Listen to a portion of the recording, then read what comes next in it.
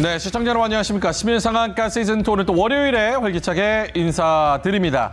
자, 저희 방송은 8시부터 11시까지 진행이 되고요. 그동안의 정보 모두 다 가져가고 싶으신 분들 TV를 통해서 그리고 유튜브를 통해서 저희와 오늘도 함께 하실 수 있습니다.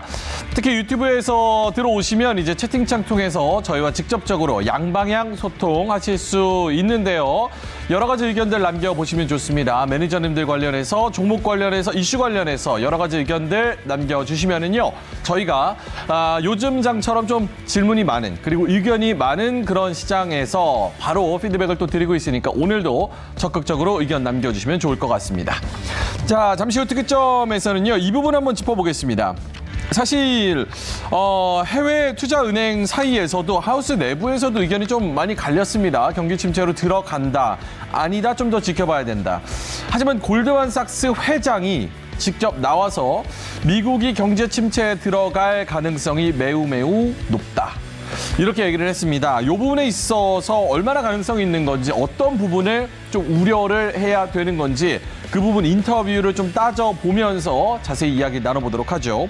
자, 그리고 삼성전자가 반도체 제조 가격을 15%에서 20% 정도 인상하는 방안을 이제 협력사들이랑 논의 중이라는 뉴스가 계속 나오고 있는 그런 상황입니다. 관련해서 이게 가격 전가가 과연 괜찮은 건지, 지금 업황은 어떤 건지에 대해서도 의견이 좀 분분한 상황. 반도체 관련주들은 우리가 어떻게 바라봐야 되는지 주가 측면에서 전망 한번 짚어보겠습니다. 자, 그리고 세 번째로는요. 인도가 갑작스럽게 밀 수출, 요거를 또 금지하면서 밀 가격이 선물 시장에서 5.9% 상승, 두 달 내 최고치로 뛰어 올랐습니다. 최근에 이제 식품이나 사료, 비료 이런 쪽에 이제 가격이 급등하는 그런 상황에서 인도의 밀 수출 금지 관련주들은 어떻게 바라봐야 되는 건지 한번 자세하게 짚어보죠. 자, 오늘도 역시나 월수팀 나와 계십니다. 왼쪽부터 한규수 매니저님 나와 계시고요. 가운데는 최창준 매니저님, 오른쪽에는 이가람 매니저님 나와 계십니다. 어서 오세요. 안녕하세요. 자, 이가람 매니저님 주말에는 어떻게 보내셨는지요? 주말을 너무 잘 보내고 왔습니다. 어떻게 보냈어요? 주말에 진짜 오랜만에 야구장 가가지고 있는 힘껏 소리 지를 수 있는 한도 안에서 소리 다 지르고 왔더니 예. 스트레스로 다 날아가고요. 대신에 제 목을 좀 주고 왔지만 제 목을 주고 대신에 제가 좀 그동안 쌓여져 있던 것들을 다 날려버리고 왔기 때문에 증시를 조금 더 좀 가볍게 볼 수 있지 않았나 이렇게 말씀드리고 싶습니다. 약간 고마세 놀이동산, 야구장 이런 데 가는 거잖아요. 그쵸. 보통 먹으러 가고 야구장은 보통 진짜 야구를 보러 가시는 분들 많겠지만 예. 저는 야구장은 보통 먹으러 가고요. 먹다가 흥이 오르면 막판 때문에 이제 소리 지르고 응원가 부르고 예. 이제 그렇게 좀 이제 제가 술을 안 먹지만 술을 많지 않은 사람처럼 놀다가 오기 때문에 8회 말 8회 초 이럴 때는 약간 꽐라돼 있고. 그렇죠. 8회나 8초 되게 되면은 제가 진짜 잠실 야구장에 있는 술을 다 먹은 사람처럼 진짜 소리는 있는 힘껏 지르고 왔습니다. 알겠습니다. 어쨌든 그렇게 스트레스를 좀 풀었으니까 그런 부분에서 오늘 더 에너지 있게 방송할 수가 있을 것 같고. 최창준 매니저님은 주말에 또 어떻게 산에 가셨나요? 아니면 어딜 가셨나요? 산에도 가고 바다도 가고 강아지랑 놀고.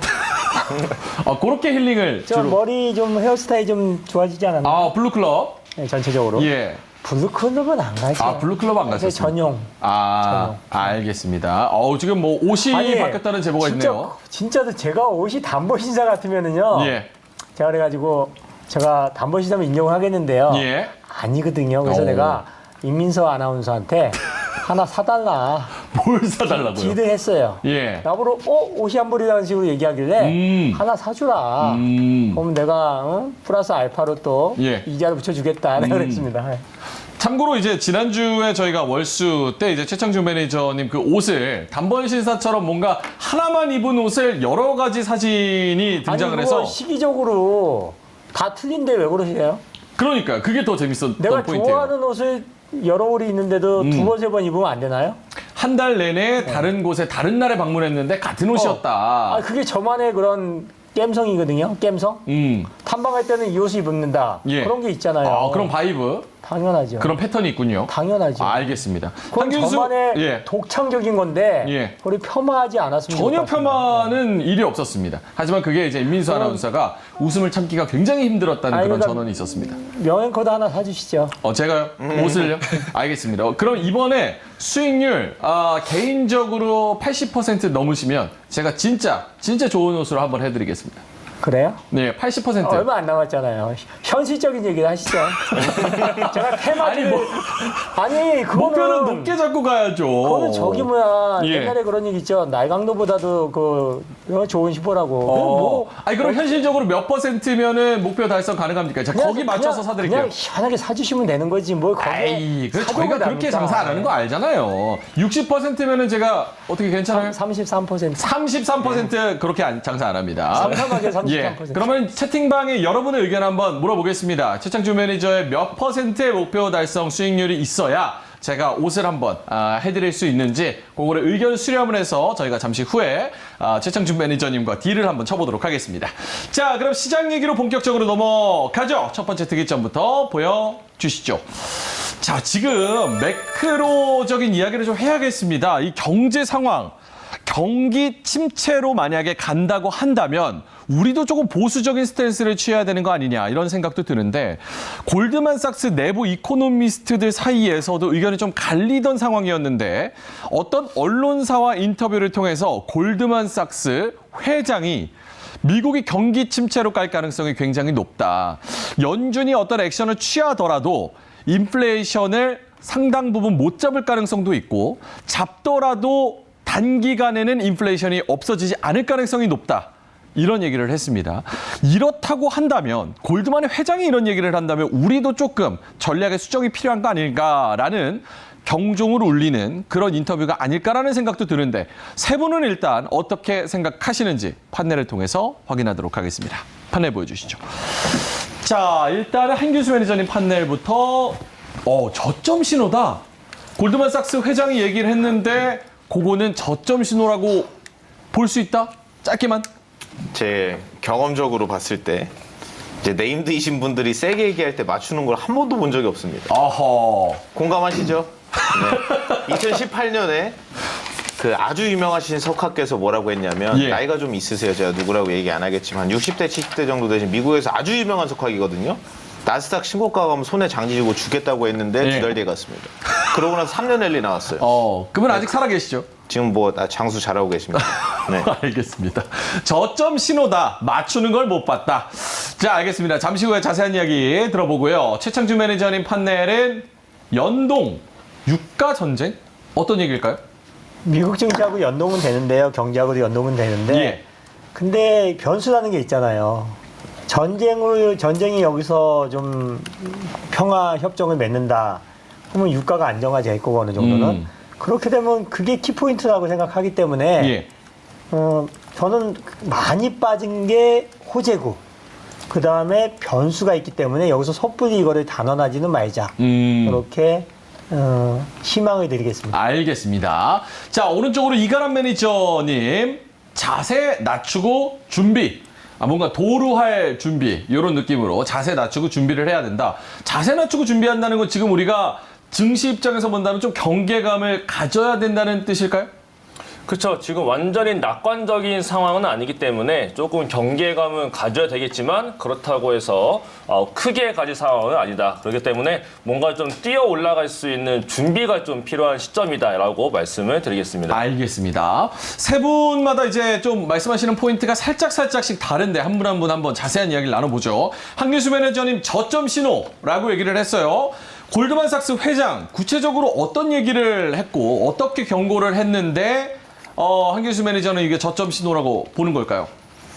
그 얘기한 내용 그 인플레이션 때문에 그런 거고 미국에서 기준금리를 너무 빨리 올리니까 경기 침체 이 정도로 올리는데 안 오겠냐 뭐 이런 얘기를 했고 중국에서 이제 봉쇄 하나 시그널이 나왔습니다. 지금 상해가 벌써 50일이 됐어요. 봉쇄가 된 지. 그래서 50일 동안 사실상 경제 마비 상태였다가 오늘입니다. 5월 16일 오늘 월요일부터 일부 봉쇄 완화를 시작했고 6월 1일부터는 완전히 완화를 한다고 상하이 당국에서 발표를 한 상태인데 이번에 이제 골드만삭스 회장은 이런 얘기를 했어요. 이번에 중국이 봉쇄를 완화하면서 일부 인플레 요인은 없어질 것 같지만 에너지 가격 같은 건 사실 쉽게 안 잡힌다. 그래서 인플레이션이 앞으로 당분간도 지속될 거고 앞으로도 계속해서 좀 이제 인플레이션이나 기준금리 인상 때문에 문제가 좀 있을 것 같다. 이런 얘기를 했는데요. 제가 그 기사를 그 아주 잠깐 틈 사이에 몇 개를 지금 찾아놨는데 2년 전 기사입니다. 2년 전 기사인데 네, 떴네요. 네, 한번 보시면서 말씀드려보도록 하겠습니다. 예. 네, 여기 네, 광고를 또 가려야 되는데 이렇게 예. 한번 보겠습니다. 네, 3월 23일 이거 2020년 3월 23일이고요. 예. 네. 아니, 저런 광고는 본인이 자주 보는 게 뜨는 거 아닌가요? 하우징 페어가 왜 뜨는지. 그러게요. 네. 예. 네, 내용만 보면 올해 2분기 미국 성장률 마이너스 20% 모건 스탠리 사상 최악 전망. 언제 나왔죠? 2020년 3월 23일. 여기 나오죠? JP 모건 주식 저가 매수 나서기는 아직 이르다. 더 빠진다. 전날 언제일까요, 전날이? 정확히 이날입니다. 정확히. 어허. 단 하루의 오차도 없어요. 정확히 이날입니다. 3월 23일. 이상입니다. 네. 아니 그러면은 이거를 뭐 혹시 네. 방송 용어는 아닐 수도 있지만 예. 뻥 해놓고서 샀네요. 그러니까 아니 저쪽에서 네. 모건 스탠리 쪽에서. 뻥 해놓고 샀죠. 근데 한교수 매니저 그 지금 한 케이스를 봤을 때는 당연히 그럴 수도 있다라고 생각이 드는데 그래도 지금 인터뷰한 내용을 좀 따져 보자면은 좀 근거가 있는 내용도 저는 공감 가는 부분도 상당히 있는 것 같거든요. 저도 이제 가스라이팅 당하는 겁니까? 회장한테? 근데 중요한 거는 예. 방금 전에 말씀드린 저 기사에도 합리적인 근거가 있습니다. 아. 항상 있기 알겠습니다. 때문에 예. 뭔가 이유가. 네. 그래서 골드만 회장이 그렇게 얘기를 했지만 모건 스탠리 사실 신뢰도가 낮다는 예. 것, 이 사람 말이 틀렸다 맞았다 보다는 신뢰도가 너무 낮아서 이거 사실 그냥 그렇게 생각하시는구나. 예. 뭐 이런 거 사실 많은 거지 뭐. 야 골드만삭스 회장이 이거 더 빠진 침체 온다 그러면 지금 팔아야겠네. 솔직히 이러시는 분 없잖아요. 근데 있나요? 네. 아니 근데 저는 그렇게 회장이 생각을 안 해가지고. 네. 회장이 얘기를 했다는 거가 상당한 좀 의미가 부여가 되지 않습니까? 그렇죠. 그래서 내용만 보고 저렇게 될 수도 있겠구나라고 이제 생각을 하는 거지. 포지션 바꾸는 거는 좀 아니다. 이렇게 생각을 합니다. 알겠습니다. 어쨌든 하우스에서 한 사람의 뷰가 그게 틀릴 수 있기 때문에 근거는 딱 제시하더라도 그렇죠. 여러 가지 틀렸던 상황들이 있다. 근거만 보는 거죠. 이렇게 역사적으로. 될 수도 있겠구나 이렇게. 알겠습니다. 한교수 매니저는 뭐 크게 뭐 의미 부여를 하지 않는 그런 상황입니다. 네. 자, 그러면 뭐 최창주 매니저님은 지금 뭐 골드만삭스 회장이 전쟁은 언젠가는 끝난다. 그건 나도 알고 있다. 근데 전쟁이 끝나더라도 지금 뭐 CPI의 세부적인 내용을 좀 보니까 여러 가지 인플레이션, 뭐 유가를 제외한, 에너지를 제외한 다른 인플레이션도 상당 기간 동안 고착화가 될 수도 있다라는 얘기를 하는 거예요. 그런 부분에서 봤을 때는 경기 침체로 들어갈 수도 있지 않을까요? 물론 이게 미국만의 상황이 아니라 지금 중국이나 뭐 유럽이나 그리고 전쟁의 상황, 여러 경제, 글로벌 경제가 다 도미노처럼 엮여 있기 때문에 한 곳에서 잘한다고 해서 이게 다 뭔가 으쌰으쌰 할 수 있는 그런 분위기는 아니다. 이런 뜻에서 봤을 때는 그래도 좀 의미 없다고 보세요? 제가 왜 웃는 것 같으세요? 제가 너무 근거만 찾아서 나쁜 얘기만 하나요? 너무 많은 것을 알고 있어요. 뭐, 누가요? 명예커가요. 제가요? 네. 많이 알면 피곤한가요? 아니면 이론이죠. 이론이다. 현실에서는 안 틀리거든요. 왜냐면은 고수는 필살기 하나면 끝나는 거거든요. 고수는 필살기 하나만 끝난다? 그렇죠. 지금 경기가 안 좋고 예. 그리고 금융위기가 닥쳤단 말이에요. 그럼 뭐 했겠어요? 금리 인하하고 양적 완화 정책 펼쳤을 거란 말이에요. 지금 같은 경우는 이제 경기가 회복이 되고 또 인플레이션이 심화가 되니까 경기가 회복이 되니까 금리 인상을 하고 또 테이퍼링을 하려고 그랬는데 그 시점에서 인플레이션이 세게 온 거예요. 변수가 생기고 전쟁이라든지 이런 게 생겨가지고 결국은 지금은 지금 돌발 변수가 생긴 게 강한 인플레이션이었거든요. 그게 이제 전쟁으로 왔던 뭐로 왔던 원자재 가격 상승하고 그러면 뭐죠? 금리 인상의 속도 늦추면 돼요. 최악의 경우는 금리 인상 늦추고 다시 약간 반양적 완화 하면 돼요. 저기 테이퍼링 안 하고 긴축 안 하고요. 그건 해결이 되는데 저는 제일 중요한 건 뭐냐면은 전체적인 그런 그 악재에 비해서 미국의 나스닥 지수가 너무 많이 빠졌어요. 그러면 뭐죠? 저는 어저께도 아마 그런 유튜브에다 그런 얘기를 했어요. 시장 저점 거의 찍은 것 같다. 왜냐면은 기업들이 실적이 이렇게 나쁜 게 아니거든요. 중국의 공급망 사태, 봉쇄, 그 다음에 원자재 가격 상승으로 인해 가지고 인플레이션 심화, 그리고 그 다음에 원자재 가격이 올라가고 인플레이션 심화되는데도 금리 인상을 해도 계속 CPI라든지 이런 것들이 잡히지 않으니까 예. 기업들의 그런 채산성이 안 좋아지고 그러면서 경기 침체도 이루어질 거다 그러는데 다 합해가지고 플러스 마이너스 다 합해가지고 결론을 내려보니까 예. 많이 빠졌다. 전체적인 시장 분위기보다 많이 빠졌다. 그러면은 결국에는 이제 반등이 일어나는데 반등이 세게 일어나는 게 아니고요. 그냥 옆으로 횡보하면서 이제 금리 인상의 그런 시기를 좀 늦추고 폭도 낮출 수 있게끔 그렇게 조절을 하면서 움직일 가능성이 많아요. 저는 그렇게 생각합니다. 아마 앞으로 어떤 결과가 나올지 모르겠지만은 저는 그렇게 생각하고 있어요. 그럼 요거 한번 여쭤볼게요. 뭐 결국은 실전은 다르다라고 말씀을 하셨으니까 저는 경기 침체가 오더라도 사실 그 안에서는 또 상승하는 주식은 있다라는 생각도 또 하거든요. 전체적인 시장은 다운되더라도 그런 최창주 매니저님이 좋아하는 그런 기업들, 믿음을 가지고 있는 기업들의 이익 성장, 포워드 가이던스는 계속 훼손되지 않고 계속 이익 성장을 합니까? 그러면 지금 그 질문에 대해서 이걸 답해 드릴게요. 예. 작년하고요. 재작년하고 그러니까 2년 됐거든요. 2년이 넘었어요, 조금. 예. 코로나로 인해 가지고 지금 뭐 사회적 거리두기를 하고 또 거의 뭐 지금 투자를 많이 안 했잖아요. 그럼에도 불구하고 실적이 좋은 애들이 있단 말이에요. 2019년도 대비했을 때 2020년도 대비했을 때 2021년도 분명히 있단 말이에요. 그런 애들이 앞으로도 이겨나갈 수가 있어요. 금리를 더 올린다 그래도 또 경기 침체가 온다, 설상 온다 하더라도 예. 그런 쪽에 이길 수 있는데 제가 오늘 그 실적 발표가 어느 정도 1분기 실적 발표가 마무리가 되는 모습을 보여줬는데 아니, 반도체에도 왜 이렇게 실적이 좋아요? 반도체 못난 일까지 실적이 좋아진 애들이 있었어요. 맞죠? ENF 그렇죠. 테크놀로지 같은 종목도 전반적으로. 완전 못난이거든요.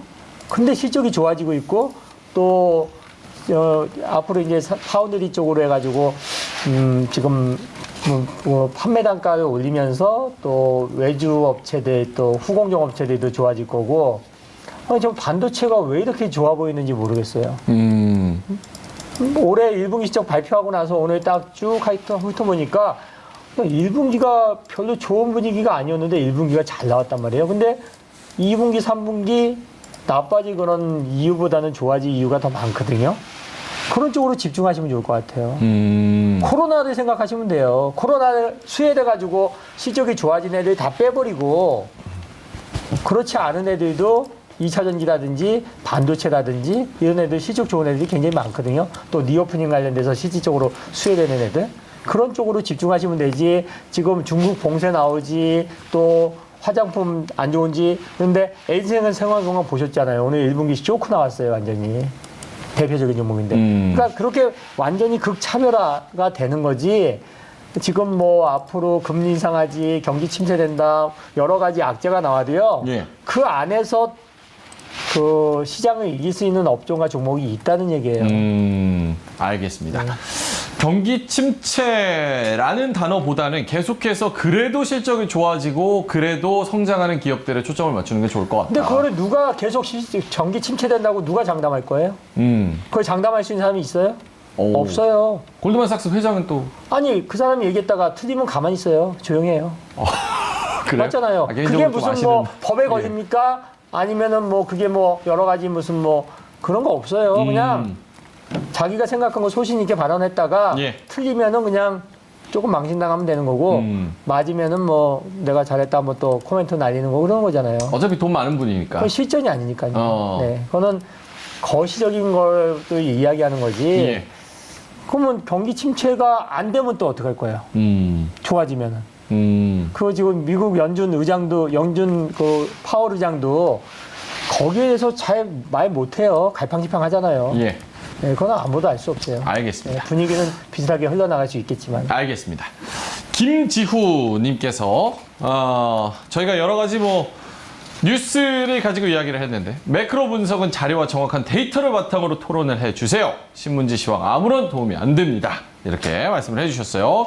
그래서 또 이제 이가람 매니저님은 기가 막힌 또 자료들을 또 들고 오셨지 않습니까? 아, 네네.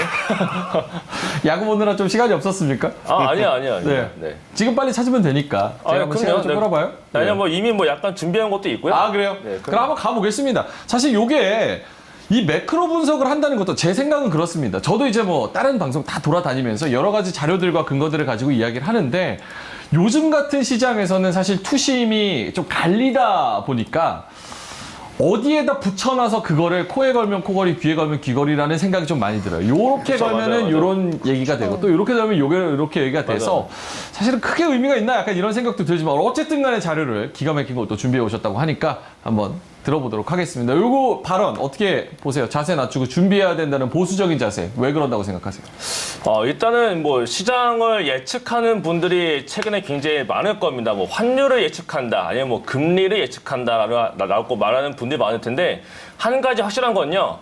제가 장담할 수 있는데 환율을 정확하게 예측할 수 있는 사람, 뭐 한두 번은 정말 운 좋게 맞출 수는 있겠는데 환율을 정확하게 연속적으로 맞출 수 있는 사람은 전 세계에 아무도 없고요. 금리를 연속적으로 맞출 수 있는 사람은 역시나 또 아무도 없습니다. 전 세계에. 그렇다는 얘기는 자신이 환율을 정확하게 다 맞출 수 있다라고 하는 사람들은 대부분 사기꾼이에요. 그것만 정확하게 기억을 하시면 되는 건데 결국에는 증시에 대한 방향성을 정확하게 보장할 수 있는 사람은 그 누구도 없습니다. 보통 이런 멘트들은 증시가 계속 빠지고 악재 뉴스가 나타나고 악재가 악재를 부르니까 나타나는 게 시장 더 빠진다예요.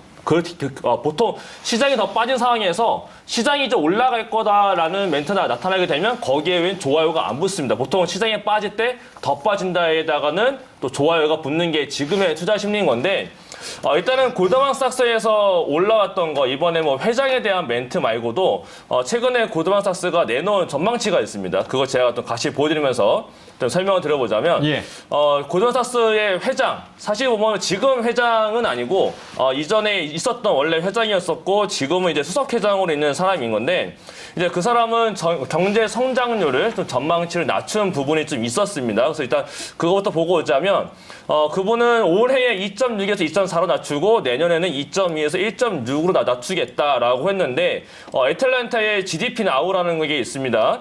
GDP 나우에서는 지금 2분기 GDP를 1분기도 미국이 마이너스 성장이었는데요. 이번에 이전치가 2.2%였어요. 근데 이번에 1.8%로 하향 조정됐습니다. 근데 이게 내일 되면은 업데이트가 돼요. 그럼 내일 이게 GDP가 더 빠질 걸로 전망이 나타나게 되면 증시가 조금 흔들릴 수가 있고 만약에 보합으로 간다거나 반대로 올라간다면은 증시가 좀 올라갈 수 있는 그 호재성 뉴스가 되기도 합니다. 이런 것도 이렇게 지금 추세 자체가 좀 빠지고 있는 모습이 있으니까 이런 것도 체크를 좀 해봐야 될 필요가 있는 거고요.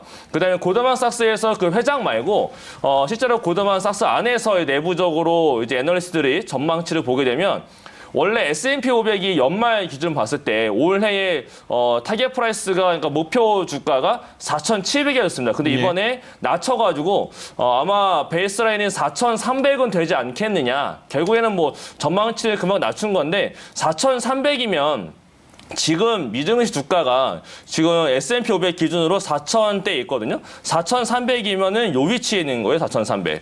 그럼 사실 윗자리로 업사이드가 많지 않다라는 내용이 되는 거고요. 아마 한 7% 정도 위로 올라갈 수 있다. 이렇게 보고 있는 측면인 거고 이 옆에 있는 거 같은 경우에는 진짜 안무액을 또 확대해서 보여드리면요.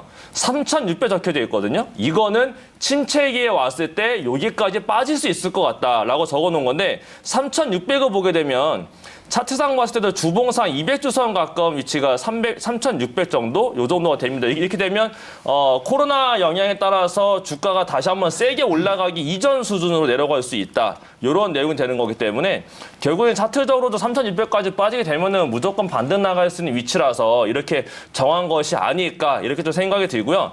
근데 이런 것들은 다시 말씀드리지만 매크로적인 환경이 바뀌게 되면 전망치를 다 바꿉니다. 예를 들어서 종목만 말씀드리면 NC소프트 같은 경우에 지난번에 상한가 갔던 날 다들 기억하실 텐데 상한가를 가니까 그 다음에 애널리스트들이 NC소프트의 목표 주가를 다 올렸습니다. 근데 그 다음부터 반토막 났죠. 이런 것처럼 똑같아요. 증시도 지금 증시가 안 좋으니까 전망치 낮추는 건데 매크로 환경 그 회장이 말했던 멘트를 보게 되면 러시아랑 우크라이나의 전쟁이 장기화될 수 있다. 요거랑 중국의 봉쇄 때문에 조금 인플레이션이 길어질 가능성이 있다는데 그러면 지금 중국이 이번부터 오늘부터 상해가 점진적으로 풀렸고 6월 달을 기점으로 해서 완전히 풀 거다라고 멘트했던 부분이 있으니까 그러면 상해가 풀리고 만약에 북경까지 풀리게 되면 지금 나타날 수 있는 중국에서 불거지는 공급망에 대한 불안감 이슈들은 사라지는 거기 때문에 결국엔 얘가 사라지게 되면 아마 골드만에서도 다시 한번 코멘트가 올라올 가능성이 높기 때문에 저는 이거는 그냥 한 가지 지나갈 이슈거리다라고 보고 있고요. 예. 제가 저점 신호 하나 좀 보여드리면 CNN에서 발표하고 있는 피어앤 그린더라고요. 이거는 이제 미국 사람들의 투자 심리에 대한 지표가 있습니다. 공포와 탐욕 지수. 그렇죠, 맞아요. 공포와 탐욕 지수인데 여기서 보여드리면 지금 12거든요. 이게 과도한 탐욕인데 지난주까지는 6이었어요. 6이면 가장 최근 들어서 작년부터 거의 1년 동안 사상 최저의 지금 가장 큰 공포 심리입니다. 그러면 대부분 이때 빠지게 되면 그 다음부터 반등이 세게 나가서 올라갔던 경험이 많았었거든요. 이런 거를 사실 미국에서는 저점 신호로 보기 때문에 지금은 오히려 공포에 담아야 될 시기지 않을까 저렇게 보고 있어서 다만 이제 일정을 좀 설명드리면 이번 주에 월스트리트에서 주최하는 컨퍼런스가 개최가 됐는데 예. 거기에 제롬 파월 연준 의장이랑 이제 제임스 블러드 연은 총재와 같은 많은 연은 인사가 나와서 발언을 합니다. 그러면 거기서 이제 0.75 얘기를 할 거냐, 0.5 그대로 갈 거냐 이런 아마 발언이 나타날 거라서 증시는 이런 것들과 이번 주에 오늘 발표된 중국의 지표처럼 미국의 지표도 확인하는 과정으로 거치지 이거를 만약에 진짜 쇼크로 나타나지 않는 이상은 뭔가 더 큰 악재는 없지 않을까 이렇게 말씀을 드리도록 하겠습니다. 알겠습니다. 공포 지수가 이제 바닥을 찍고 또 이제 올라오는 모습을 보였기 때문에 그런 부분에서는 좀 긍정적인 부분을 찾을 수 있지 않을까. 아무래도 골드만삭스 회장이라니까 우리가 알고 있는 정보보다 훨씬 많은 걸 또 알고 있다는 그런 권위에 우리가 조금 많은 무게감을 두는 것 같은데 한 사람의 의견에 지나지 않을 수 있다. 그리고 지금 상황에서는 우리가 스탠스를 바꿔야 될 그런 분위기는 아직까지는 좀 포착이 되지 않는다. 이쪽으로 좀 정리를 하겠습니다. 저게 확실히 투심이 엄청나게 중요한 게 예. 작년 재작년에 미증시 올라갈 때 유명한 말이 있었습니다. Bad is good, good is good. 이게 무슨 뜻일까요? 나쁜 건 좋고 좋은 건 좋다? 네. 나쁜 것도 좋고 좋은 것도 그렇죠. 좋다. 지표가 안 좋아요. 무슨 미국 증시 장중에 발표했는데 지표가 안 좋습니다. 그러면 야 이거 연준 가만히 안 있겠는데? 가자 하면서 올라가고 잘 나오면 야 지표도 좋아? 가자 하면서 그냥 계속 가는 거죠. 예. 그래가지고 야 이렇게 희한하다 증시가. 안 좋은 얘기 나오면 야, 적어도 호재라고. 연준 가만히 안 있을 테니까. 근데 지금은 무조건 다 배드입니다. 잘 나오면 예를 들어서 보세요. 파월 의장이 스피치를 할 때 이런 얘기예요. 고용 시장이 너무 튼튼하다. 이 얘기하자마자 바로 깨집니다. 밑으로. 되게 아이러니하죠. 고용시장이 너무 좋아요 하는 순간 바로 박살나요, 분봉이. 왜 그런 거냐면, 야, 고용시장이 너무 좋으면 연준 긴축 속도 더 빨리 하는 거 아니야? 75bp 나오는 거 아니야? 또? 그렇죠. 막 이런 얘기 식으로 나오고. 가는 거죠. 거기다가 갑자기, 요새 무슨 소매 판매나 뭐 인플레이션 지표 조금 걱정됩니다 하면은 잠깐 올라가기는 해요. 거꾸로. 그러다가 다시 밀려요. 그러니까 예전에는 bad is good, good is good이었으면 지금은 bad is bad, good is bad입니다. 그냥 다 bad예요. 왜 그러냐? 투심 때문에 그런 겁니다. 예. 시장에서 뭐만 보면 그냥 무조건 다 안 좋게 보는 거죠. 그래서 이게 시장 분위기가 바꿔야 되고 투심이 어쩌고 이런 얘기를 하는 게 TV에서 뭐 전문가들이 그냥 하는 말이 아니고 똑같은 뉴스 나와도 해석을 반대로 합니다. 뭐 예를 들어가지고 딱 이런 거예요. 완전 또 전화위복이 되는 케이스가 또 있는 게 예전에 그 모 회사가 이제 실적 발표를 했는데 실적이 깨졌습니다. 많이 안 좋게 나왔어요. 작년 2분기까지에 컨센서스가 되게 높았는데 안 좋게 나왔어요. 예. 그러고 나서 실적이 안 좋게 나왔으니까 다음날 시초가가 깨졌거든요. 그날이 저점이고 계속 올라간 종목이 있습니다. 근데 되게 아이러니한 게 그 다음 분기 실적을 보기 전에도 계속 올라갔거든요. 그 종목이 또 왜 올라갔었냐면 당시에 실적을 딱 까보니까 숫자 보고 야 이거 어닝 쇼크다 이러고 다 도망갔는데 사람들이 이렇게 해석하는 거예요. 야 손실 다 털었다 이거 가자 하면서 그냥 이런 느낌이죠. 그래서 최근에는 실적이 좋은데도 빠지는 게 있습니다. 그러니까 이거 최근에 투심이 좀 안 좋으니까 시장에서 이런 말씀 많이 하시잖아요. 최근에 예전에도 그런 일이 많았었지만 요즘에 좀 더 많은 게 호실적 나왔는데 이거 왜 이렇게 못 가나요? 뭐 이런 얘기. 그리고 뭐 실적 괜찮게 나왔는데 왜 빠지나요? 아니면 실적이 살짝 미끄러졌는데 거의 컨센이랑 부합하는데 막 음봉 5%짜리 나오고 그럼 이거 왜 그런 거예요? 그 투심 때문에 그런 겁니다. 그거 특별히 뭐 회사에 문제 있고 뭐 그런 문제라기보다는 투심 자체가 너무 깨져 있으니까 그냥 뭐가 나와도 좋게 보지 않는 겁니다. 예를 들어 가지고 미국 이거 지표를 두 가지 정도 보여드리면서 말씀을 드릴게요. 그 미국에서 가장 궁금해하는 게 뭐냐면 미국 매크로를 보는 사람들이 가장 궁금해하는 거는 인플레이션 오케이 이거 어쩔 수 없어 우리가 이거 어떻게 한다고 인플레 이거 못 잡잖아요. 에너지 가격, 곡물 가격, 뭐 이상 기후 때문에 러시아 우크라이나 전쟁 때문에 이거 연준이 어떻게 잡을 수 있습니까? 어차피 못 건드려 에너지 예. 가격은 연준도. 그러니까 자기들이 쓸 수 있는 정책 수단이 기준금리 건드려 가지고 어떻게든 잡으려고 하는 거잖아요. 그럼에도 불구하고 소매 판매 지표 같은 게 잘 나와야 됩니다. 예를 들어 가지고 보세요.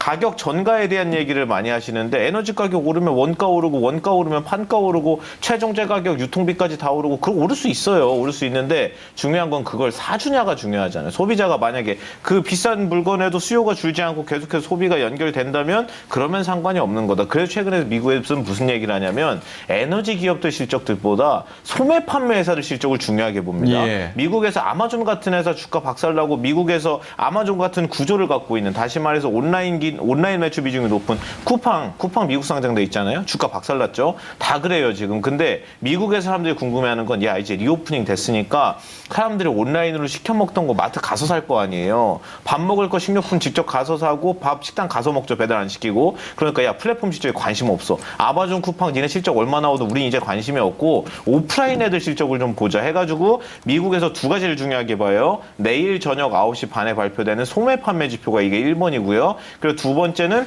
소매 판매 기업들의 실적입니다. 지금까지 발표된 소매 판매 기업들 실적 좋을까요, 나쁠까요? 좋아요. 그러니까 소매 판매 기업들 예전에는 야 무슨 저런 회사가 있었네 저렇게 조만한 회사 걸 이랬는데 미국에 있는 모 작은 소매 판매 회사가 호실적을 발표하면서 어제 CEO가 나와서 컨퍼런스 콜에서 무슨 얘기했냐면 나는 인플레이션 너무 해피하다고 했어요. 예. 네, 문제가 없다는 겁니다. 지표가 너무 좋다고. 신발 소매하는 회사거든요. 그런 식으로 지금까지 나온 데이터로는 사실상 인플레이션이 영향이 없다고 봐도 무방할 정도로 지표가 좋습니다.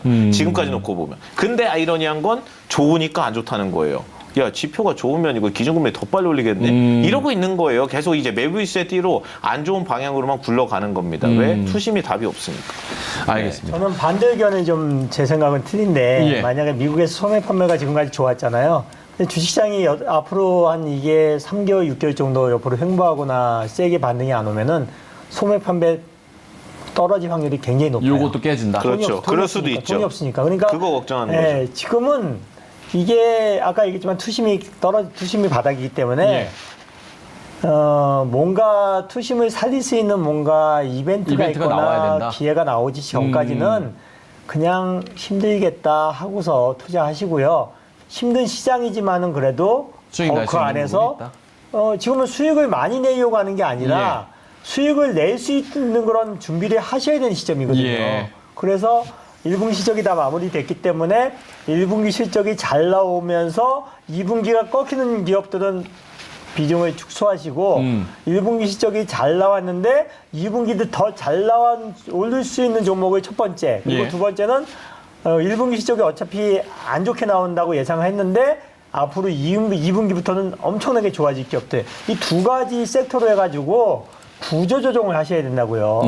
여기서 무슨 뭐 테마주 쫓아다니면서 번쩍 이거 수익 내려고 하지 마시고 현금 많으신 분들은 그거 하셔도 되고 주식 비중이 많으신 분들은 지금 구조조정을 하시면 좋을 것 같아요. 아 그래 인정한다. 나만 힘드냐? 나스닥 박살났지. 또 다우존스 박살났지. 국내도 코스피 코스닥 지수 많이 빠져 있는데도 불구하고 실적 전망이 좋고 저평가가 되면서 지금 타이트하게 지금 고점 부근에서 옆으로 횡보하거나 아니면 중간 부근에서 고점 대비해서 중간 부근에서 좀 상승을 준비하는 쪽으로 지금 포커스를 맞춰가지고 예.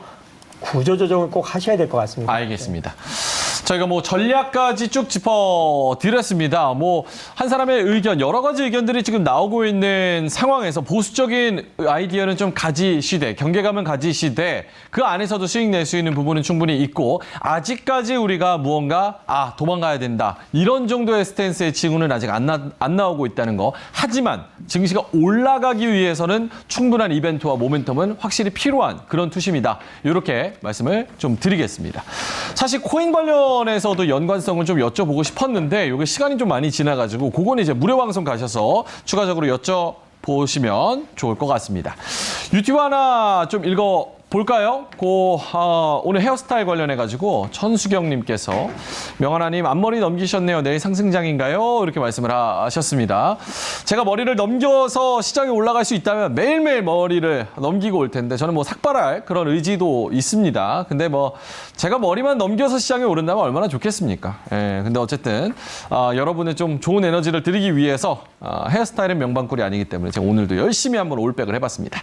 자, 그럼 두 번째 특이점 산업 쪽으로 이야기를 좀 옮겨가 보겠습니다. 두 번째 특이점 보여주시죠. 자, 삼성전자 반도체 제조가 인상 논의. 반도체 관련주 전망 한번 짚어보도록 하겠습니다. 삼성전자가 이제 협력업체와 함께 반도체, 물류비도 많이 올라가고 원자재도 많이 올라가고 이래서 가격을 안 올리고는 못 살겠다. 그래서 15%에서 20% 정도 판가를 좀 인상을 해야겠다. 이런 얘기를 거의 마무리했다. 이런 보도가 나왔습니다. 과연 삼성전자 지금 같은 상황에서 이 반도체 가격을 올리는 거에 실제로 업황에는 좀 타격이 없는 건지, 반도체 관련주들은 어떻게 바라봐야 되는 건지 일단 세 분 통해서 확인해 볼게요. 판넬 보여주시죠. 자, 안규수 매니저님 판넬입니다. 삼성전자 반도체 가격 인상, 양호. 요거는 가격 전가가 가능한 부분이다라고 보는 거죠? 가능하죠. 네, 쇼티지입니다. 가능합니다. 쇼티지다. 알겠습니다. 자, 오른쪽으로 넘어가서 최창주 매니저님 리오프닝 중국 봉쇄 해제. 요건 무슨 뜻일까요? 지금 굉장히 안 좋거든요, 전체적인 분위기가.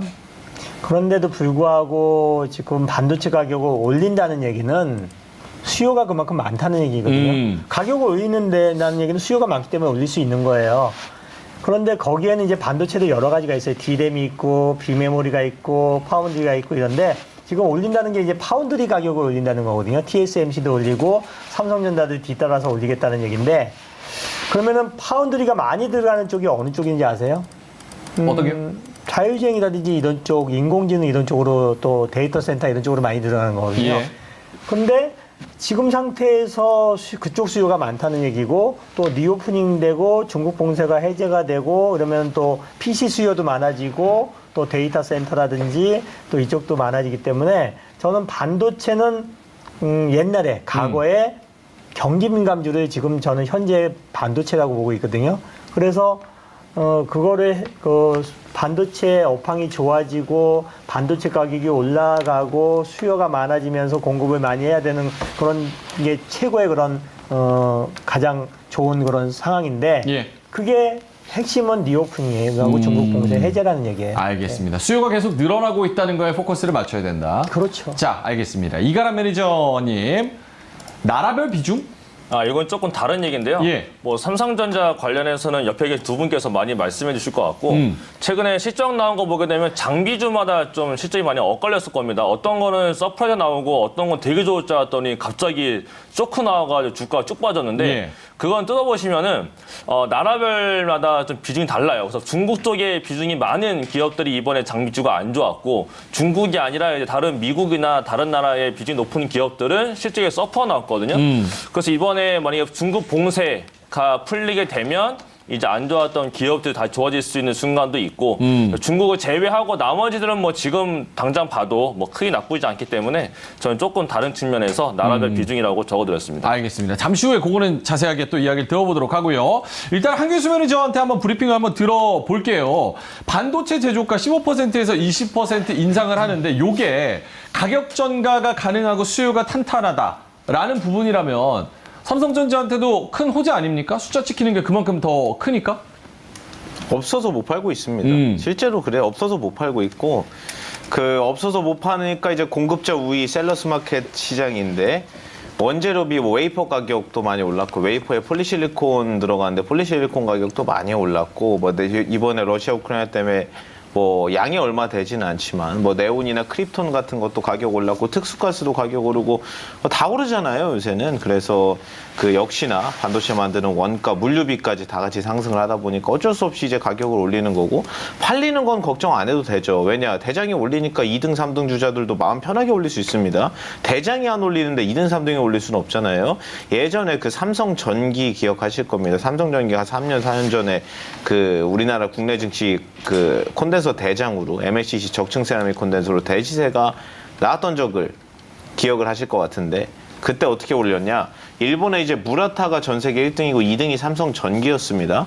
1등 무라타가 올해 다음 달부터 가격 30% 올릴게요 해버리니까 삼성전기가 그럼 저도 올려도 되겠네요. 저도 올립니다 하고 신고가 바로 날아가 버렸던, 그러니까 그런 구조가 이제 나오는 거죠. 그래서 일단 가격 올리면 당연히 무조건 좋고, 가격 올리면 팔려야 되는데 팔리는 거 걱정할 시기는 뭐 전혀 아니고, 작년에도 가격 인상했었습니다. 근데 올해 맞춰서 한 번 더 한다는 거고, 앞으로도 당분간 가격은 좀 세게 움직이지 않을까. 그리고 TSMC나 삼성파운드만 올리는 게 아니고 저기 뭐 대만의 UMC라든지 중국의 SMIC라든지 아니면 우리나라의 그 친근한 DB하이텍도 그렇고 8인치까지 가격 다 오르니까 그냥 다 좋습니다. 네. 사실 근데 이게 저희가 요 얘기만 한 진짜 3, 40분에도 모자랄 정도로 굉장히 딥한 이슈기는 하거든요.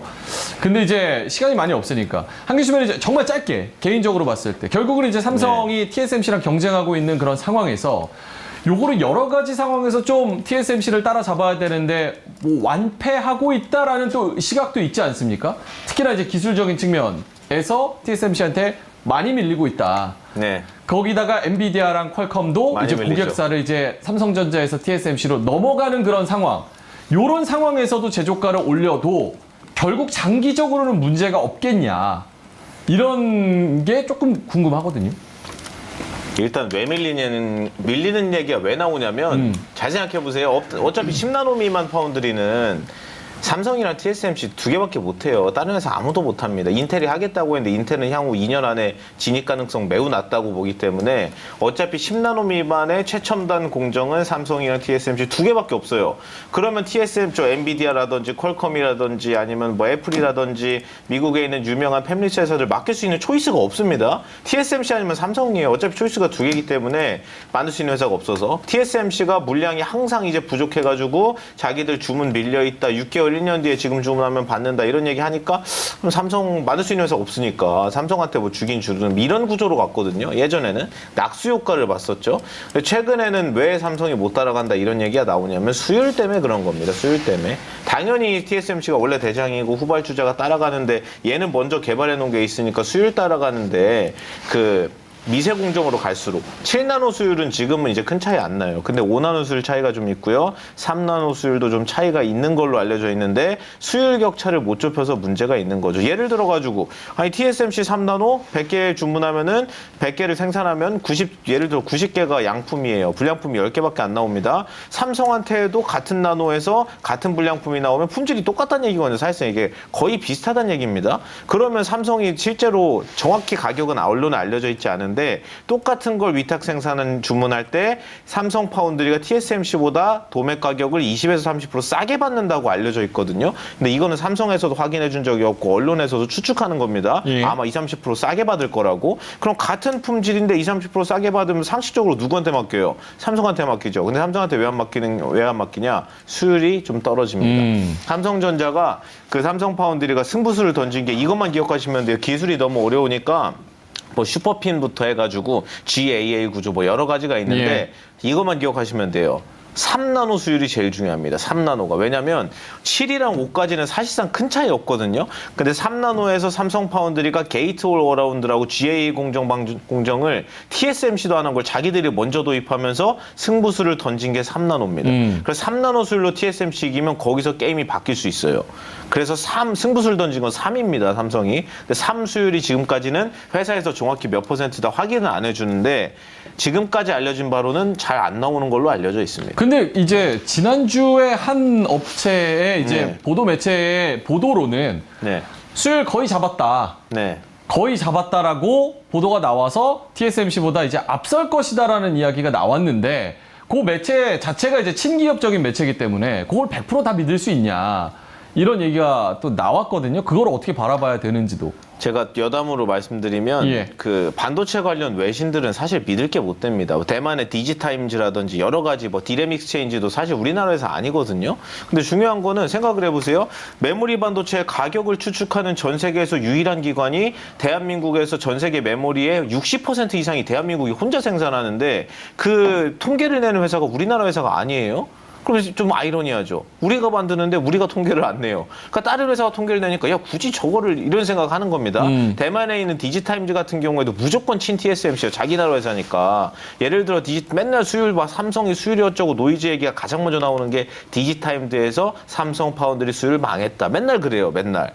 그럼 삼성이 컨퍼런스 콜 하면서 그 정도 아닙니다. 좀 애먹고 있지만 잡을 수 있습니다. 그 정도 아니에요. 걱정 마세요. 뭐 이런 식으로 맨날 다독이는 구조로 가는 겁니다. 그럼 우리나라에 있는 뭐 언론들은 당연히 우리나라 편 들고 그러는데 여기서 가장 중요한 거는 삼성이 속 시원하게 딱 나와가지고 컨퍼런스 콜에서 이번에 5나노 수율 몇 프로예요? 3나노 수율 지금 몇 프로인데 몇 프로까지 올리고 말씀드리겠습니다. 얘기해버리면 되죠. 근데 그게 기밀이에요. 영업 기밀입니다. 쉽게 말하면 앞으로도 영원히 수율을 정확히 알려주진 않을 거예요. 추측만 하는 건데 지금까지 알려진 추측으로는 좀 안 좋지만 어느 정도는 잡았다 이 정도지 나 정확히 이 정도면 야 TSMC 한번 이거 어떻게 해볼 만하다 이 정도까지 올라온 건 아닙니다. 알겠습니다.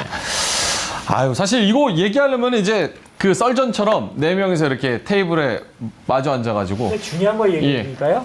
삼성전자하고 TSMC 지금 바닥권에 있거든요. 걔네들이 일반 우리들이 투자하는 데 있어서 중요한 건 사실 아니에요. 오. 파운드리 쪽으로 많이 얘기가 나오고 있는 거거든요, 지금요. 그러면 파운드리 관련돼서 우리가 이제 손쉽게 할 수 있는 게 DBH텍이거든요. 잠깐 화면 보시면은 DBH텍이 1분기 실적이 얼마가 나왔냐면 매출액이 3,950억이 나왔어요. 예. 그리고 영업이익이 1,815억이 나오면서 매출액은 전년 1분기 대비했을 때 62%, 영업이익은 거의 199% 증가를 했거든요. 그래서 삼성전자가 과거에는 뭐 D램 쪽이 매출 비중이 제일 많았고 현재도 많이 지금 되고 있고 파운드리는 지금 이제 매출이 서서히 계속 늘어나고 있는 입장인데 앞으로 성장 동력은 이제 파운드리가 됐기 때문에 그걸 굉장히 중요시 여기고 있는 거고요. 근데 일반인들이 투자했을 때는 야 파운드리 가격이 뭐 여기서 20% 올라간다 그래서 그 관련된 그런 기업들이 중소기업들 뭐 관련된 그런 부품 회사들이 이런 회사들이 있기는 있어요. 많이 있기는 있는데 그런 회사들보다 더 확실하게 실적 전망이 좋은 쪽으로 배팅을 하는 게 낫지 삼성전자 3나노 수율이 얼마가 나올지 그거를 삼성전자 고위 무슨 뭐 임원들이거나 대표이사 빼놓고는 사실 그게 정보가 사실 노출이 안 되기 때문에 그거를 우리들이 신빙성 있게 우리가 당당하게 투자할 수가 없거든요. 그래서 정리를 해드리면은 지금 TSMC도 지금 주가가 바닥권에 있어요. 안 올라갔어요. 삼성전자도 그렇고. 그리고 또 반도체 미국의 장비 회사들 램 리서치, 어플라이드 머티리얼즈, 그 다음에 삼성전자하고 TSMC가 너브코를 맨날 보이는 ASML 같은 경우도 지금 바닥권에 있다는 얘기예요. 그만큼 반도체 관련된 그런 종목들도 차별적으로 움직이고 있는데 가장 강한 흐름이 나타나면서 실적 전망이 굉장히 잘 나오고 있는 쪽은 대한민국의 반도체 기업이라는 거예요. 그러면 대한민국에 현재 잘 나오고 있는 기업 또 앞으로 2분기 실적 전망이 좋은 기업에 투자를 하면 되지 굳이 삼성전자, TSMC 갖고서 우리가 머리 아프게 씨름할 필요는 없다. 투자의 관점에서는 이렇게 설명을 드려보겠습니다. 알겠습니다. 이가람 매니저님은 나라별 비중, 요거는 우리가 반도체 관련주 투자하는데 어떤 시사점이 있을까요? 지금 중국이 봉쇄가 들어가면서 중국 쪽에 좀 문제가 생긴 종목들이 좀 꽤나 많이 발생이 됐는데 예. 오늘 이제 실적 발표가 굉장히 많이 떴는데요. 이제 그 중에서 뭐 제우스라는 기업이 지금 오늘 실적 쇼크가 나왔거든요. 근데 제우스가 원래는 전망치가 너무 좋았어요. 전망치가 너무 좋다 보니까 종목이 엄청 올라갔습니다. 아래로부터. 그래서 2월 달부터 해서 24,000원짜리가 32,000원까지 올라가서 버티고 있던 거였는데 중국 봉쇄가 들어가고 그다음에 이제 실적이 조금 미스날 것 같다 이런 얘기가 좀 있었거든요. 근데 실제로 까고 보니까 컨센 대비 거의 60% 이상 넘어가는 엄청난 쇼크가 보였어요. 이런 걸 봤을 때 지금 반도체 기업들 중에 중국이랑 좀 매출이 좀 높게 하고 중국이랑 거래 좀 많이 하는 기업들은 이번에가 좀 안 좋았었고, 그다음에 실제로 원재료 관련이나 이런 뭐 아니면 해외 쪽 법인 관리가 잘 안 되다 보니까 월덱스 같은 종목도 지금 국내는 너무 좋았는데 해외 쪽이 좀 문제가 되다 보니까 이번에 실제가 안 좋았거든요. 이런 식으로 뭔가 해외 쪽에 대한 비중 관리를 잘 한다든지 이런 기업들은 괜찮은데 그렇지 않은 종목들은 이번에 쇼크가 나타나면서 주가가 좀 많이 밀린 모습이 있습니다. 물론 이런 종목들의 전망을 본다면 이번 해가 안 좋았으니까 하반기는 좋아질 거다. 이건 맞아요. 근데 지금 당장 좋아지는 얘기는 아니거든요. 그러면은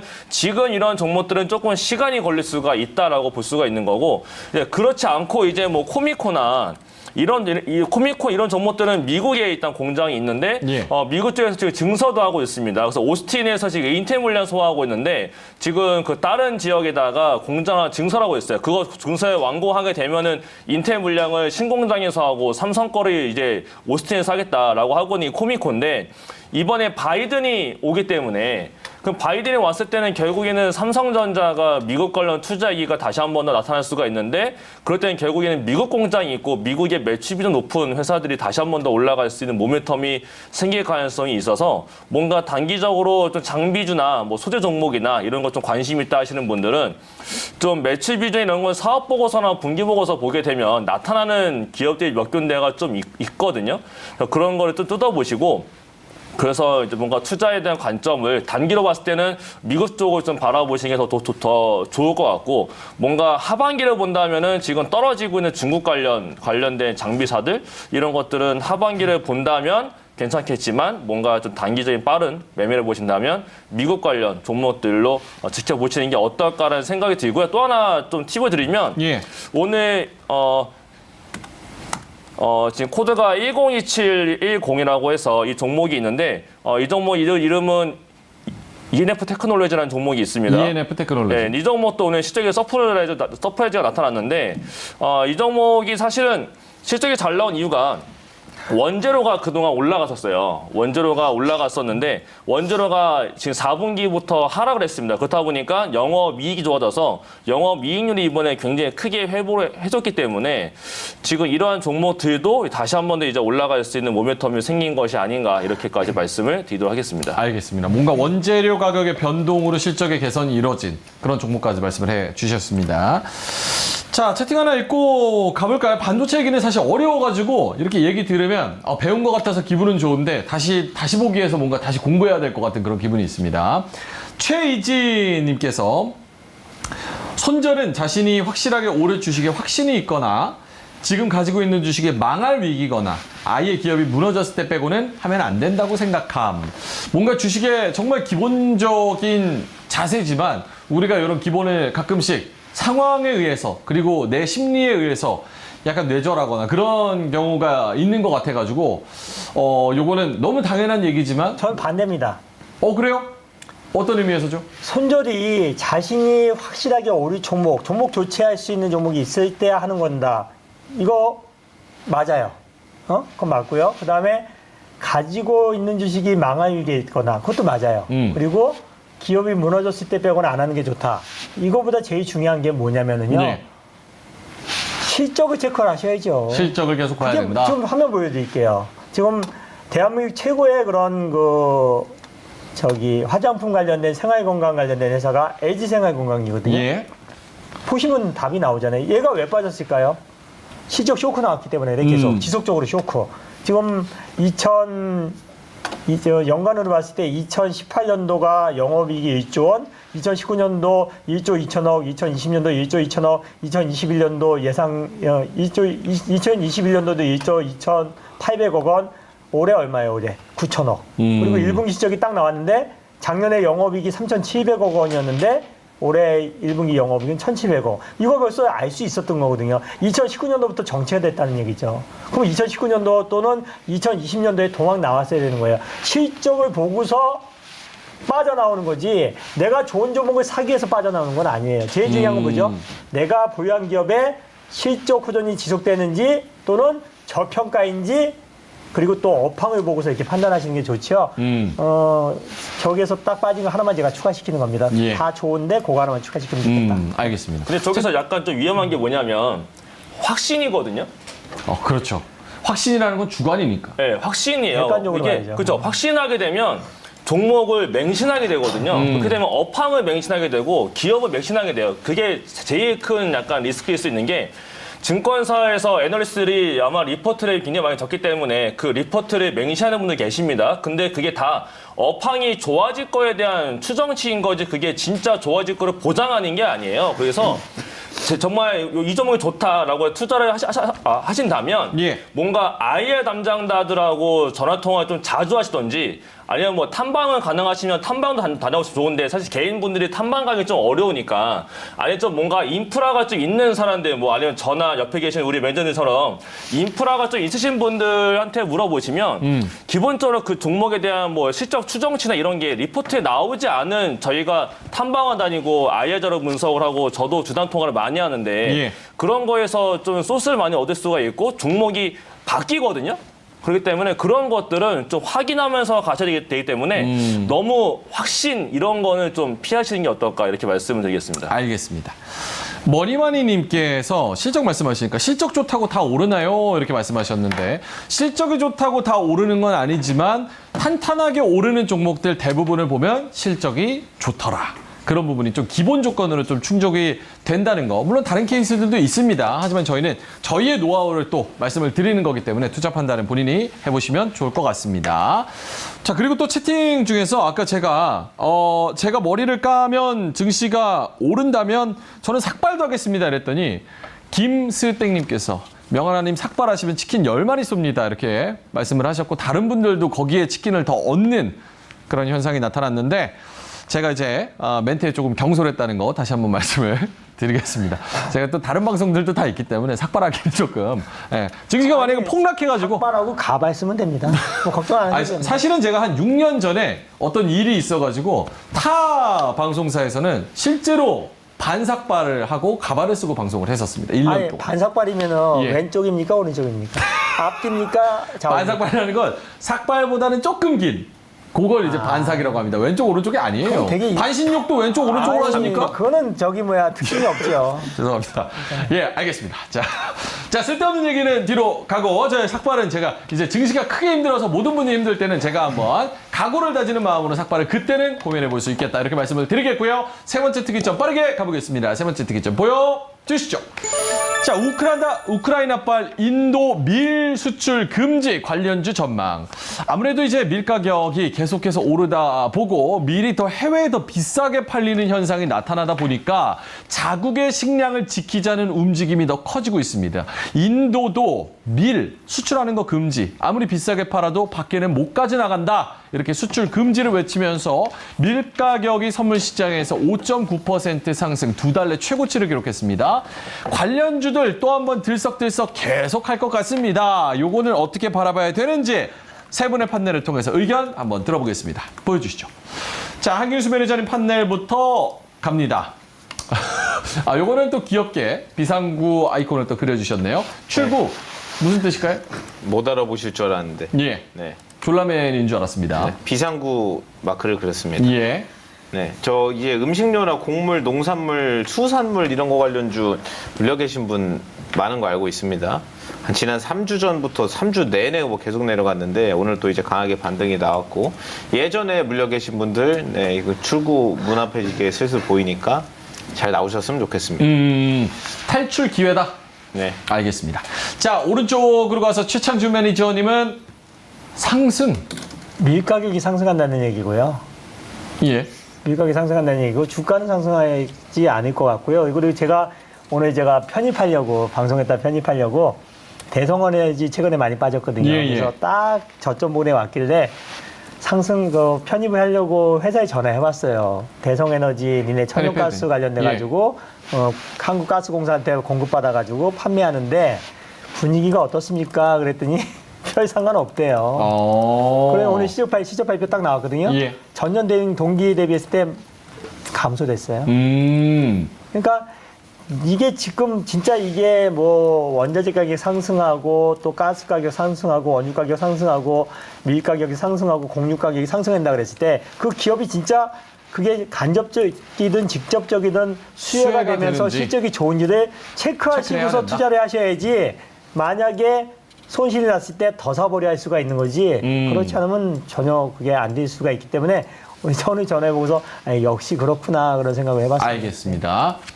보이스톡 한 내용 잠시 후에 여쭤보도록 하고 오른쪽으로 넘어가서 우리 이가람 매니저님 시속게임 결국은 이제 오르고 내리고 사실 이런 부분에서는 좀 개인 투자자들이 수익 내기 좀 힘들겠다라는 생각이 드는데 어떻게 보십니까? 증시가 안 좋을 때는 결국 지금 테마가 도는 건 다 인플레이션 관련된 테마이기 때문에 오늘 같은 경우도 갭상승 출발했다가 증시가 밀리니까 또 다시 올라갔던 게 인플레이션 테마였었거든요. 물론 인도의 그 밀 수출 금지 얘가 이제 또 상승을 유발시킨 점이었었는데 결국엔 증시가 풀려서 올라가게 되면 테마 종목들은 밀리게 되고 증시가 빠지게 되면 테마 종목이 올라가기 때문에 그 둘 사이에서의 지금은 시속게임 구간이다 이렇게 말씀을 드리겠습니다. 알겠습니다. 자, 그러면 세 분께 이거 시간이 많이 지나서 전략 위주로 한번 여쭤볼게요. 사실 뭐 이게 지금 처음도 아니고 자국 내 식품을 좀 보호해야 된다. 이제 우리나라도 쓸 게 없으니까 수출 금지 이런 거는 지금 인도가 처음이 아니니까 이런 금지의 밀값 급등 관련주들은 어떻게 바라봐야 되고 대응은 어떻게 해야 되는지 한길수 매니저님부터 전략 위주로 한번 말씀을 해주시면 좋을 것 같아요. 차트를 띄워놨는데 예. 보시면서 한번 말씀을 드려보겠습니다. 제가 이거 쭉 띄워서 보여드릴게요. 예. 예를 들어가지고 대한제분 이런 애들부터 대한제분이나 뭐 한탑, 고려산업, 뭐 대주산업 이런 애들이 오늘 셌던 대표적인 애들입니다. 밀가루랑 관련돼 있는 것도 이제 제분이니까 제분이나 아니면 다른 기타 뭐 곡물, 농산물, 수산물 이런 애들 다 순환매가 돌았는데 차트가 이제 사실 테마가 다른 애들도 농산물, 공산물, 비료, 사료 이런 애들 대부분이 차트가 거의 똑같이 생겼어요. 공통점이 있는 게 4월에 시세가 많이 나왔었고 지난 3주 동안 계속 빠졌었고 그리고 오늘 반등했고 이 세 가지 공통점을 갖고 있습니다. 여기까지 올라오면 이제 사람들이 고민을 하는 게 여기까지 이제 많이 빠지다가 조금 돌려놨잖아요. 예. 그럼 사람들이 보통 이 고민을 하죠. 이번에 올라온 게 신고가를 다시 넘어갈 수 있을 것인가 라는 게 가장 중요한 포인트가 되기 때문에 만약에 넘어간다고 보면 예전에 여기 앞에 서서 물린 것도 당연히 들고 있어야겠죠. 아니다. 나는 여기서 끝이라고 본다면 당연히 가격이 얼마든 던져야겠죠. 제가 봤을 때는 신고가 안 됩니다. 네, 그게 결론입니다. 왜냐? 식품 가격이 최근에 이제 올라온 거는 뭐 여러 가지 이유가 있는데 러시아 우크라이나 전쟁 문제는 일부분이라고 볼 정도로 기후변화 문제가 심각했습니다. 유럽연합 내에서 밀 생산 밀 수출 가장 많이 하는 나라가 프랑스인데 프랑스가 이제 그 또 너무 갑자기 건조하고 날씨가 예. 또 안 좋다 보니까 계속해서 이번에 수확량이 줄었고 인도도 수출을 제법 수출량이 그렇게 많지는 않지만 근데 인도에서도 갑자기 날씨가 이제 푹푹 찌는 이제 이상 고온 날씨가 이어지면서 기후 때문에 또 줄어들고 그러는데 길게 보면 이거 당장 이제 해결은 안 되지만 길게 보면 사실 수급 안정화가 가능하다고 봅니다. 최근에 이제 그 에너지 가격이나 곡물 가격 피크 찍었다는 얘기가 4월에도 나온 적이 있었거든요. 세계 뭐 식량이나 뭐 곡물 가격 지수 이런 거 보면 4월 피크 이후에 좀 빠졌어요. 실제로 안 쉬고 계속 올라가다가. 예. 최근에 안 잡힌 건 에너지 가격이지 곡물 가격이 아닙니다. 곡물 가격은 그냥 단기적으로 노이즈만 계속 있을 거지 뭐 추세 상향 나와가지고 계속 올라가고 그런 건 어렵다고 본다는 게 제 생각입니다.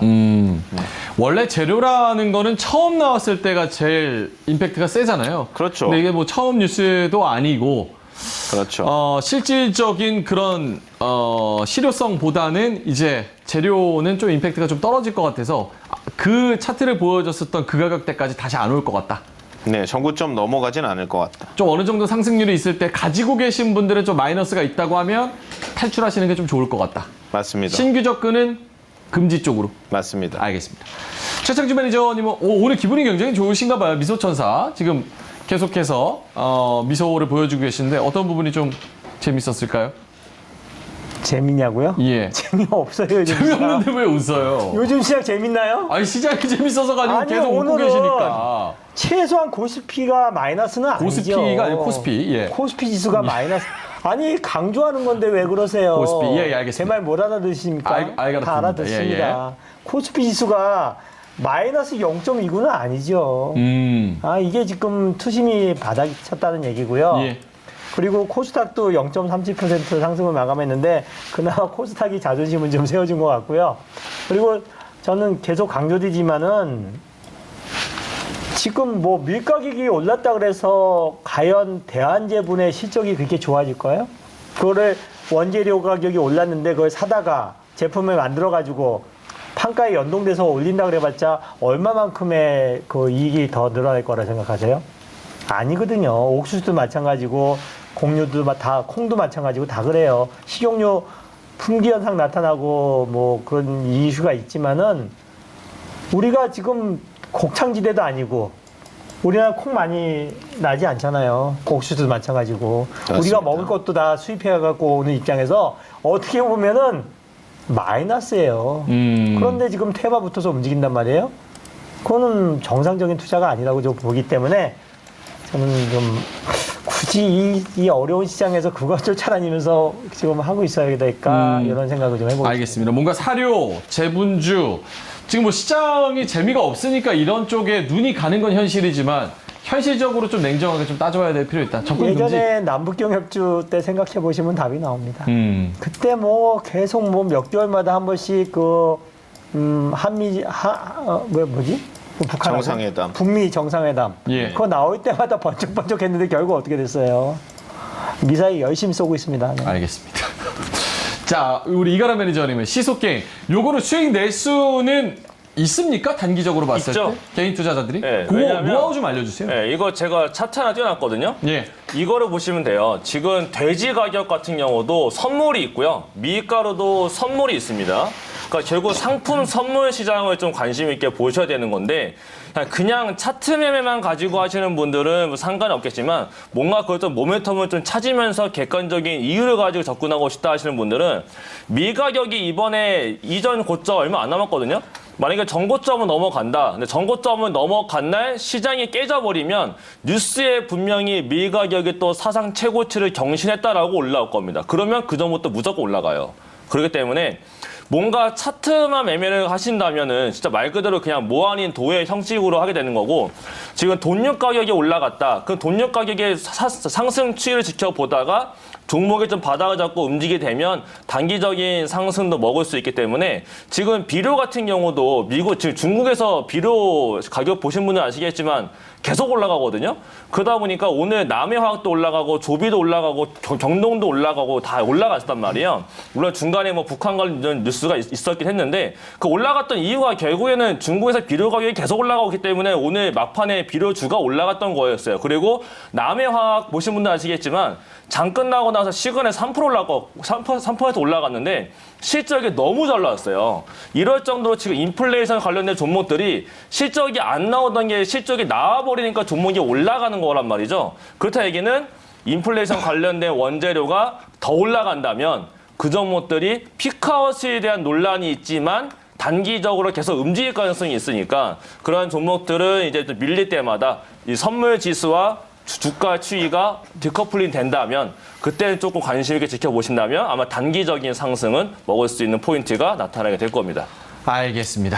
자, 트레이딩 관점으로 역시나 리스크를 계속 걸어야 되는 이런 시장. 지금 투심도 워낙 안 좋고 시장 분위기도 전반적으로 좋지 않기 때문에 이런 종목과 이런 테마로도 수익을 찾아 나서는 분들이 적지가 않습니다.